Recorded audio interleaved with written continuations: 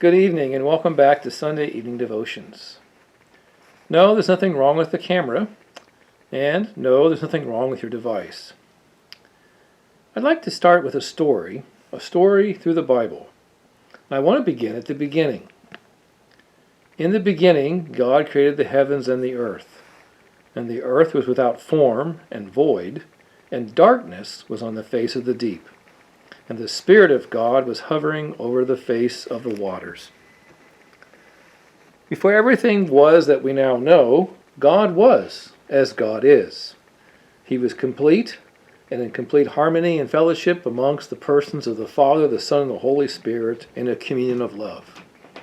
But God decided to create a world, a universe, a kingdom.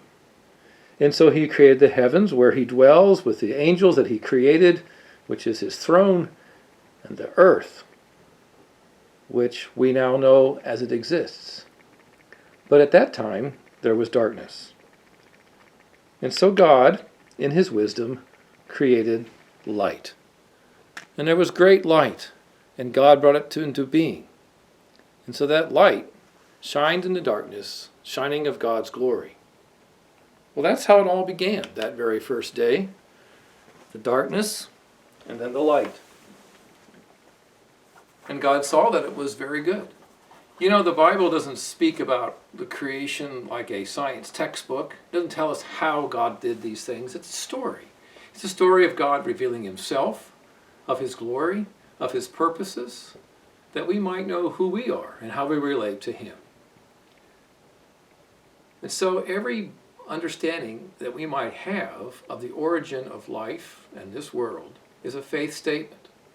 So the best way is to know what God tells us, because God was there. So that was the first day. And as God created this world and all that we know, God created it from the most basic structure, like a master builder, and filled it with good things to reflect His glory.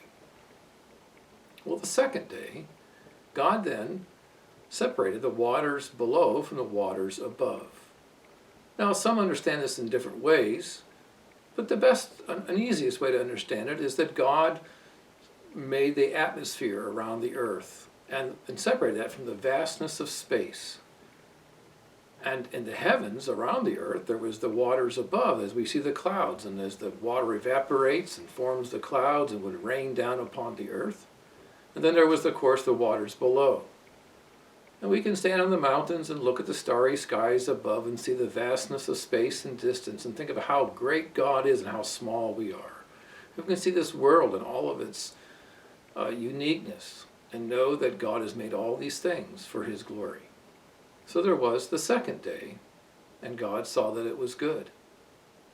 Then on the third day, God then separated the waters below from the land, and He made the great seas and the high mountains and the low valleys, and all the topography of the earth that we see and the beautiful parts of it that we can experience. And God made these things and set the sea to its boundaries and the land and the masses of land, that we might behold the glory and grace of God. And then God caused the land to sprout forth all the vegetation, the great tall trees, the grasses, the herbs, and all the plants and the flowers and all the beauty. And so God made a beautiful world.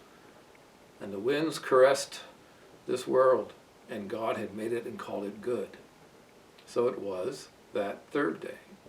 And then on the fourth day, God brought order to that light that He had made, as He had separated it from the darkness, and as He called it day and night, and He set it in order.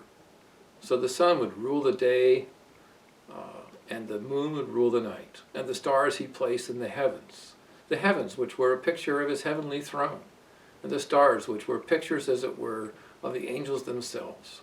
And we see the glory of God in those things, and the brightness and the orderliness of light that brings about the seasons. And so none of us can escape the order of day and night and seasons as God has made them for His world, His kingdom, His universe. And so that was the end of that day.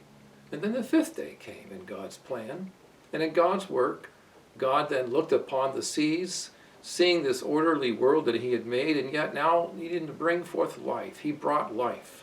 the fish of the sea and the mammals of the sea and all the sea creatures that we can imagine in various colors and shapes and sizes. God made them and filled the seas and rivers and lakes with them.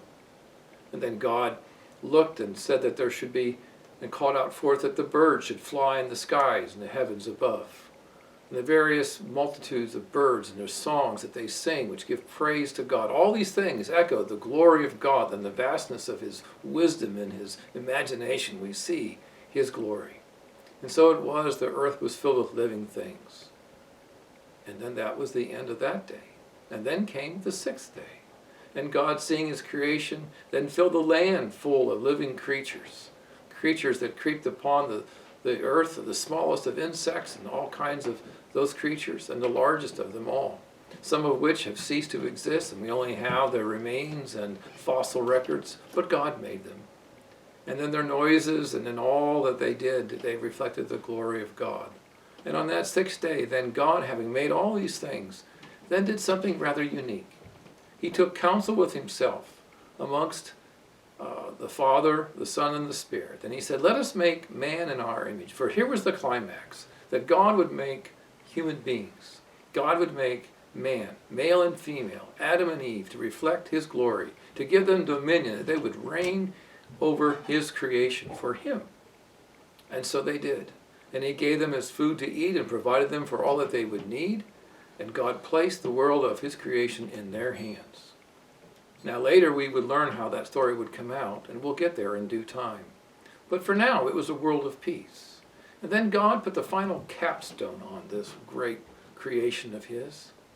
We're told that in the next chapter of Genesis, chapter 2, that God then rested on the seventh day. And so He made a week.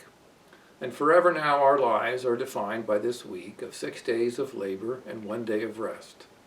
Now God wasn't tired. But what God did was that God rejoiced, that God blessed His creation, that God sat back and enjoyed it all and gave it His pleasure. And so it was a picture that we should enter into God's rest. It was a promise to us, to His creatures, that we could enter into the rest that God had made and enjoy Him and come and learn of Him and rest in Him and hope in Him. And so God made all these things. And God made this world for His glory. But we know again that in this was the promise, that there would yet be one who would come to be the true king, who would rule His world for good, because man could not do that. But man could, because man was subject to change. But for now, we see the world in all of its goodness. And then, well, things would happen. But we'll get there in due time. So that's how things came to be. It's God's world. It is God's creation, and we live for His glory. And whatever may happen in our lives, we know that God is in control because He has the power to make these things, to do these things, and to run these things for His glory. Well, that's good news. Good night.